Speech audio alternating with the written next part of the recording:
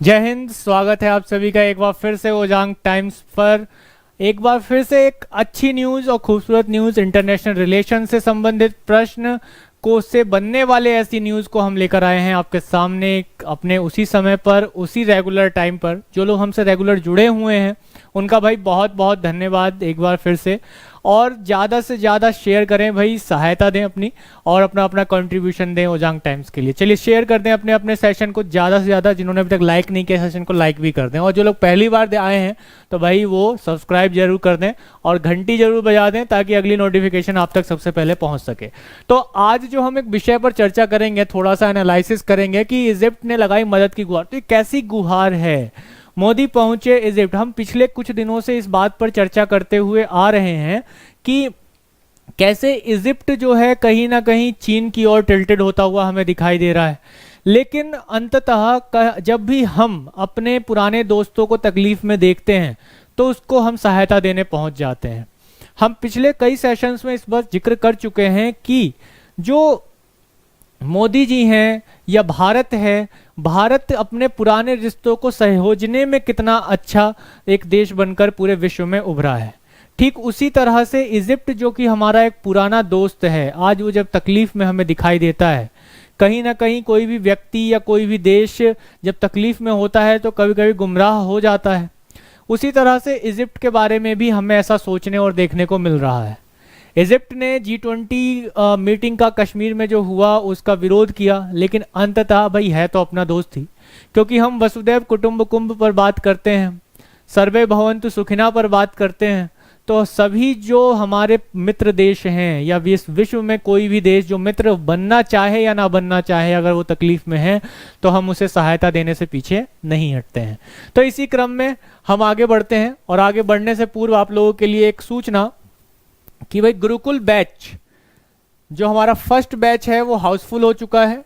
ओजांग IAS academy पर चलने वाला फर्स्ट बैच हाउसफुल हो चुका है, और इस बैच का जो सेकंड स्वरूप है 2.0 वो जल्द ही शुरू हो जाएगा 3 जुलाई से। तो भाई जो भी कैंडिडेट चाहते हैं रजिस्ट्रेशन कराना वो रजिस्ट्रेशन करा ले फटाक से। 100 छात्रों के लिए जगह खाली है मात्र। इसमें क्लासरूम फैसिलिटीज प्रोग्राम दिया गया है, और इसके साथ साथ मेंटरशिप भी है जो कि बहुत ज़्यादा जरूरी होती है किसी भी परीक्षा के लिए। किसी भी परीक्षा के लिए सबसे ज़्यादा जरूरी है एक अच्छे मार्गदर्शक का सानिध्य, एक ऐसा सानिध्य, एक ऐसा मार्गदर्शक जो आपको एक ऐसी राह दिखा सके जिससे आप अपने टारगेट को बहुत आसानी से अचीव कर सकें, प्राप्त कर सकें, अपने लक्ष्य को हासिल कर सकें। इसके साथ ही लाइब्रेरी से संबंधित जो सुविधाएं हैं वो आपको मिलने वाली हैं, जो कि शांति प्रिय तरीके से शांत जगह पर आप बैठकर अपने क्लास प्रोग्राम में कराए गई सारी एक्टिविटीज़ को अच्छे से रिवाइज कर सकें। और जब तक रिवाइज नहीं करेंगे तब तक काम नहीं बनने वाला है। हमें लगातार पढ़ते नहीं रहना है, हमें पढ़ाई के साथ साथ उसको रिवाइज भी करना है, और उन सब चीज़ों का मार्गदर्शन आपको मिलता है मेंटरशिप के द्वारा। क्लासरूम में डाउट्स क्लियरेंस, मेंटरशिप में ही आपके डाउट क्लियर मेंटर्स आपको दिए जाएंगे, आपसे बात करेंगे, आपकी कुछ जो पढ़ाई के दौरान होने वाली जो मुश्किलें हैं उन मुश्किलों को हल करने के नए नए तरीके आपको बताए जाएंगे। तो इस नंबर पर, जो नंबर आपको शो हो रहा है यहाँ पर, इस पर आप कॉल कर सकते हैं। और इसमें 100 छात्र वही एडमिशन लेंगे जिनकी काउंसलिंग ओजांग सर के द्वारा की जाएगी। उनको लगता है कि हाँ ये कैंडिडेट हमारे गुरुकुल के लिए परफेक्ट है, हमारे गुरुकुल की मर्यादा और उसके साथ साथ जो हमारे गुरुकुल का, हमारे दिमाग में जो हमने कंसेप्ट बनाया हुआ है कि इस गुरुकुल बैच से, ओजांग IAS एकेडमी के इस गुरुकुल बैच से हम मैक्सिमम ऑफ नंबर्स कैंडिडेट सफल बनाएंगे, उस इम्तिहान में वो पास हो सके, तो उसकी काउंसलिंग ओजांग सर के द्वारा की जाएगी और उसको इस गुरुकुल की कक्षा में स्थान दिया जाएगा। तो जैसा मैंने बताया, जो मार्गदर्शक है एक अच्छा मार्गदर्शक होना चाहिए, बेहतरीन मार्गदर्शक होना चाहिए, और इस गुरुकुल में एक अच्छे मार्गदर्शक, एक प्रधान आचार्य, प्रधान गुरु के रूप में ओजांग सर हैं, जिनके मार्गदर्शन में ये पूरी कक्षाएं संचालित हो रही हैं। और पहला बैच पूरी तरीके से फुल हो चुका है, सेकंड बैच 3 जुलाई से शुरू हो जाएगा। तो आपके पास समय सीमित है, जल्द से जल्द जो है रजिस्ट्रेशन करा लीजिए। चलिए चलते हैं अपने टॉपिक पर कि भाई क्या ऐसी न्यूज आई जिसकी वजह से आज हमें देखना पड़ रहा है कि इजिप्ट कहीं ना कहीं परेशानियों में जूझ रहा है? तो भाई अभी एक न्यूज हमें देखने को मिलती है कि in Egypt the prices of grain have doubled since the war of Ukraine. भाई यूक्रेन गेहूं का एक अच्छा उत्पादक है, अनाज का एक अच्छा उत्पादक देश है। अब वहां जब से युद्ध छिड़ा है, रूस ने जब से बमबारी वहां करनी शुरू की है, तो इजिप्ट में अनाज के जो रेट हैं वो बहुत ज़्यादा बढ़ गए हैं। अब ये क्यों? क्योंकि जैसे वीट है एंड जो गेहूं है उसके रेट बहुत ज़्यादा बढ़ गए हैं। क्यों बढ़ गए हैं? क्योंकि मुख्य रूप से इजिप्ट जो था गेहूं का आयात यानी कि इंपोर्ट जो है वो यूक्रेन से करता था। लेकिन अब यूक्रेन उस स्थिति में नहीं है कि वो गेहूं का उत्पादन कर सके। तब यहाँ पर जो अलग देशों से आ रहे हैं या वहाँ पर जो स्टोरेज में रखा हुआ सामान है यानी कि लिमिटेड गेहूं है, उसके रेट अपने आप ही बढ़ जाते हैं। यानी कि यहाँ पर सीधा सा है कि जब वस्तुओं का डिमांड ज़्यादा हो और उसकी सप्लाई कम हो, और डिमांड ज़्यादा है सप्लाई कम है, तो यहाँ पर सीधी सी बात है उसके मूल्य में प्राइजेस में बढ़ोतरी होती है, जिसकी वजह से इन्फ्लेशन जैसी घटनाएं घटित हो सकती हैं देश में। तो अब कहीं ना कहीं इजिप्ट खाने के लिए परेशान हो सकता है, आटे के लिए परेशान हो सकता है, जैसा हमें पाकिस्तान में देखने को मिला था।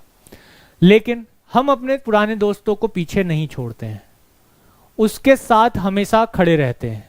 इस चीज को देखते हुए हम इस चीज को देख सकते हैं, इस बात को समझ सकते हैं कि जो अगली न्यूज आ रही है वो यही आ रही है कि मोदी जी अमेरिका की यात्रा करेंगे और अमेरिका की यात्रा के बाद मिस्र की यात्रा पर भी पहुंचेंगे। क्योंकि हमारे लिए, भारत के लिए जो अल सीसी का देश है यानी कि जो इजिप्ट है, ये भी बहुत ज्यादा महत्वपूर्ण देश है। हम किसी देश को अपने से छोटा, गरीब या कमजोर, लाचार नहीं मानते। हमारा जैसा एक अस्तित्व है, हम सभी देशों का अस्तित्व उसी प्रकार से मानते हैं।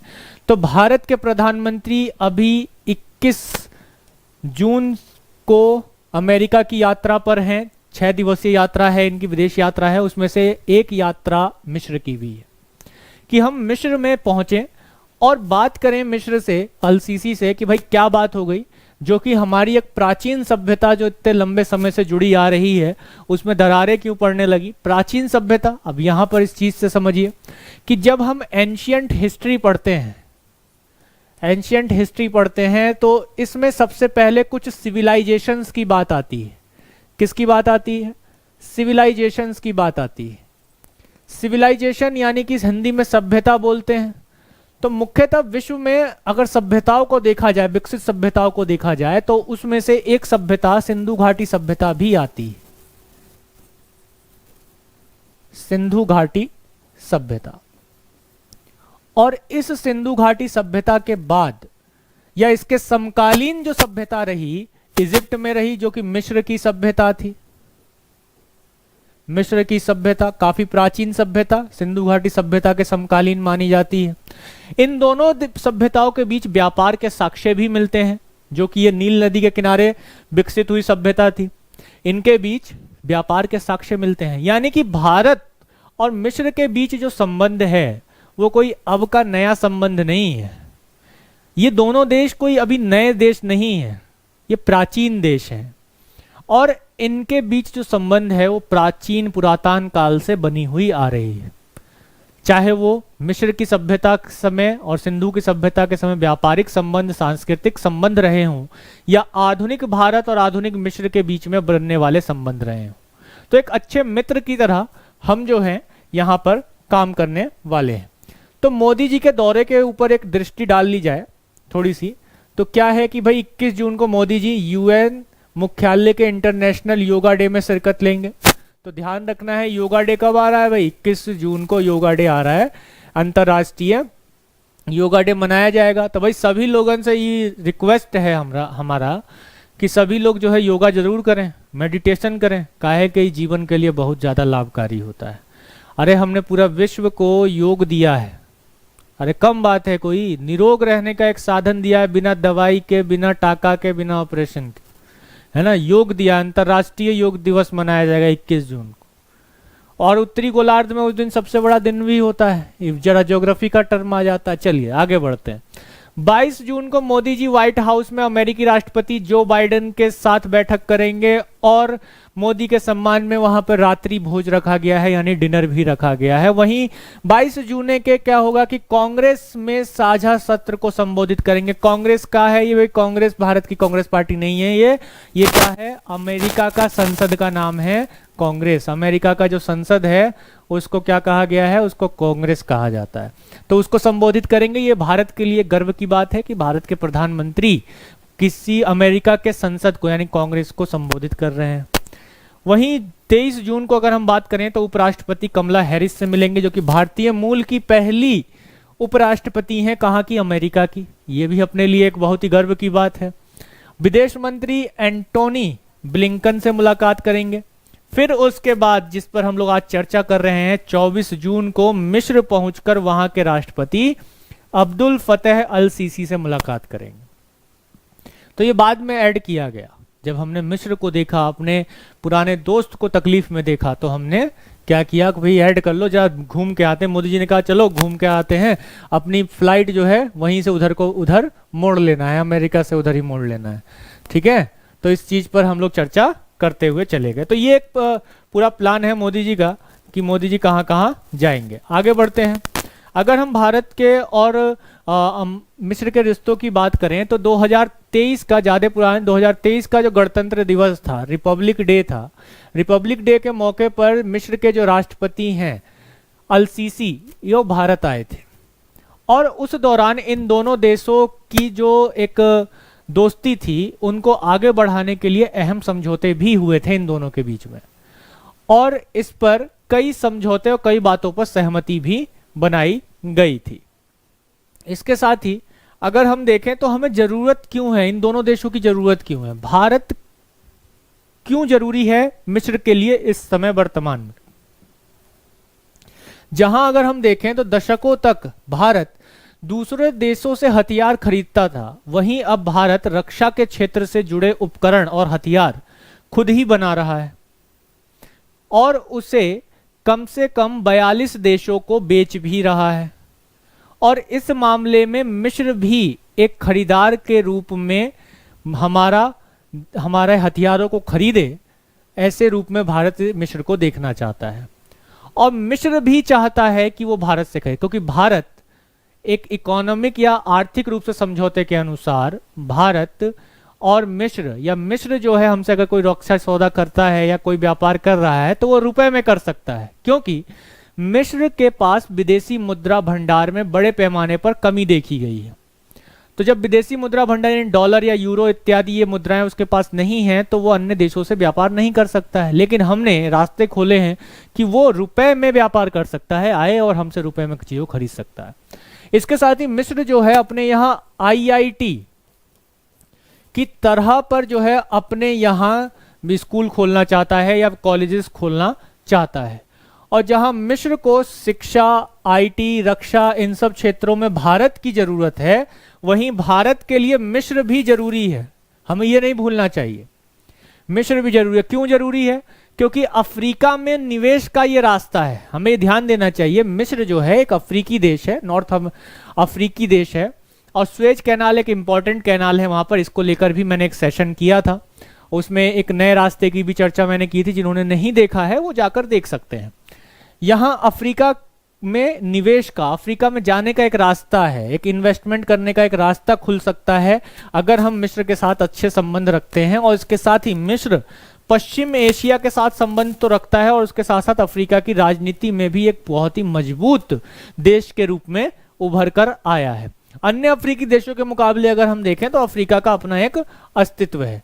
इसी तरह से अगर हम बात करें तो हम इस चीज को नहीं भूल सकते कि G20 में मिस्र ने कहीं ना कहीं एक तरह से हम कह सकते हैं कि भाई मनाही की या हमारा विरोध किया, लेकिन हम दिल पर नहीं लगाते हैं। वसुदैव कुटुंबकम है भाई, वो एक one earth one family one future की बात हम लोग कर रहे हैं, one earth one family one future की बात कर रहे हैं। तो छोटी मोटी बातें होती रहती हैं। तो मिस्र में शिक्षा की स्थिति बहुत ही, अगर हम कहें तो बदहाल है, और वो भारत से मदद चाहता है। इस चीज को समझना है कि मिस्र लगातार जो है अपनी शिक्षा व्यवस्था में सुधार करना चाह रहा है और वो भारत की शिक्षा व्यवस्था के तर्ज पर अपने यहाँ शिक्षा में बदलाव करना चाह रहा है। वहीं उत्तरी अफ्रीका और पश्चिम एशिया में अभी भी मिस्र मजबूत सैन्य ताकत के रूप में बना हुआ है। तो हमें कहीं ना कहीं मिस्र के साथ एक अच्छी रिश्तेदारी को बनाकर रखना पड़ेगा और हमें रखना भी चाहिए। हम क्यों चाहें किसी के साथ दोस्त दुश्मनी करना। फिर भी जिस तरह से विकास इजराइल में हो रहा है, क्योंकि भाई मिस्र और इजराइल जो है एक दूसरे के दुश्मन के रूप में विश्व में देखे जाते हैं, एक दूसरे के काउंटर पार्ट के रूप में यहां पर देखे जाते हैं। तो इजराइल में जो विकास हो रहा है उस तरीके की बराबरी मिस्र नहीं कर पा रहा है। अब चूंकि नहीं कर पा रहा है इसलिए मिस्र को जो है सैन्य मदद की जरूरत है, सैन्य मदद चाहिए। और मिस्र रक्षा सेक्टर में भारत से काफी कुछ चाहता है, जैसा कि मैंने पीछे बताया, क्योंकि भारत लगातार नए नए तरीके के नए नए प्रकार के हथियारों का उत्पादन कर रहा है, उपकरण का विकास कर रहा है, नई टेक्नोलॉजीज को लेकर आ रहा है। तो इस मामले में जैसा हमने पीछे देखा कि विश्व के 42 देशों को भारत अब अपने यहाँ बने हुए हथियारों को बेच रहा है, तो कहीं ना कहीं इजराइल से एक टक्कर लेने के लिए या कह सकते हैं कि उसका सामना करने के लिए मिस्र भी चाहता है कि उसको भारत से कुछ मिले रक्षा सेक्टर में, सिक्योरिटी सेक्टर में, रक्षा सेक्टर में उसे कुछ मिले तो अच्छी बात है। हमें एक व्यापारिक साझेदार भी मिल रहा है, एक प्राचीन दोस्त भी मिल रहा है, बहुत सारी चीजें हमें यहाँ पर देखने को मिल रही हैं। इसके अलावा अगर हम मिस्र और भारत के संबंधों पर एक नजर डालें तो 18 अगस्त 1947 में राजनयिक संबंधों की शुरुआत हुई थी भारत और मिस्र के बीच में। दोनों ही देश गुट निरपेक्ष आंदोलन के संस्थापक सदस्य हैं। ये बहुत ही इंपॉर्टेंट चीज है, गुट निरपेक्ष आंदोलन, नॉन अलाइंड मूवमेंट, यानी कि एक ऐसा मूवमेंट उस समय शुरू किया गया। उस समय भारत के जो प्रधानमंत्री थे पंडित जवाहरलाल नेहरू, इन्होंने विश्व युद्ध को देखते हुए, जो विश्व युद्ध हुए विश्व में, उनको देखते हुए गुट निरपेक्ष आंदोलन का प्रस्ताव विश्व के सामने रखा। ये एक ऐसा आंदोलन है जिसमें कोई एक गुट नहीं बनेगा और गुट बनकर किसी दूसरे देश पर हमला नहीं करेगा, किसी दूसरे देश की संप्रभुता को हानि नहीं पहुंचाएगा, यानी कि कोई भी देश एक गुट बनाकर युद्ध ना करे। ये चीजें यहां पर देखने को मिली। नॉन अलाइंड मूवमेंट जो कि हमेशा सुर्खियों में बना रहता है, इसको लेकर मेंस में भी क्वेश्चन बनने की पूरी संभावना है कि वर्तमान में नॉन अलाइंड मूवमेंट की क्या प्रासंगिकता रह गई है या गुट निरपेक्ष आंदोलन की प्रासंगिकता क्या रह गई है, चर्चा कीजिए। कुछ इस तरीके के प्रश्न बन सकते हैं। तो यहां एक बात ध्यान रखना है कि एक संस्थापक सदस्य, यानी कि जिस समय भारत ने ये अहिंसा का चीज लोगों को पढ़ाया उस समय इजिप्ट भी हमारे साथ खड़ा था। तो एक बहुत ही पुराना रिश्ता बन रहा है। 1978 में भारत मिस्र द्विपक्षीय व्यापार समझौता हुआ, यहाँ पर बायलैटरल ट्रेड एग्रीमेंट हुआ। कोविड की दूसरी लहर के दौरान मिस्र ने भारत को मेडिकल सप्लाई भेजी। देखिए कितनी अच्छी दोस्ती है ना, ऐसा लग रहा है जैसे बिल्कुल सगे भाई की तरह एक दूसरे की सहायता कर रहे हैं। रेमडेसिविर दवा की 3 लाख डोज भी दी थी। इसके अलावा 2022 में अगर हम कहें तो भारत भी पीछे रहने वाला थोड़ा ही है। भारत ने मिस्र को 61,500 टन गेहूं भेजा, 61,500 टन गेहूं भेजा, और हम आगे भी भेजेंगे। अगर हमारा दोस्त भूखा रहेगा तो हम रोटी कैसे खा सकते हैं। हम जब वन फैमिली वन अर्थ की बात कर रहे हैं तो हमारे परिवार का कोई सदस्य अगर भूखा रह जाए तो हम रोटी कैसे खा सकते हैं। तो यहां हम दोबारा भेजेंगे। अफ्रीकी महाद्वीप पर मिस्र भारत का अहम व्यापार सहयोगी है। ये एक जानने और समझने वाली बात भी है कि अफ्रीका महाद्वीप पर, जो अफ्रीकन कॉन्टिनेंट है, यहाँ पर भारत का अहम व्यापारिक साझेदार मिस्र है। जिस तरह से चीन की नीति अफ्रीका महाद्वीप में लगातार बढ़ रही है, उस नीति को देखते हुए हमें मिस्र के साथ एक बड़ी साझेदारी को निभाना पड़ेगा। और इसके साथ साथ मिस्र को इस बात के लिए कन्विंस भी करना पड़ेगा कि वो चीन के वन बेल्ट वन रोड जो प्रोजेक्ट है उससे अपने आप को विड्रॉ करे, क्योंकि कहीं ना कहीं ये हमारे लिए हानिकारक हो सकता है।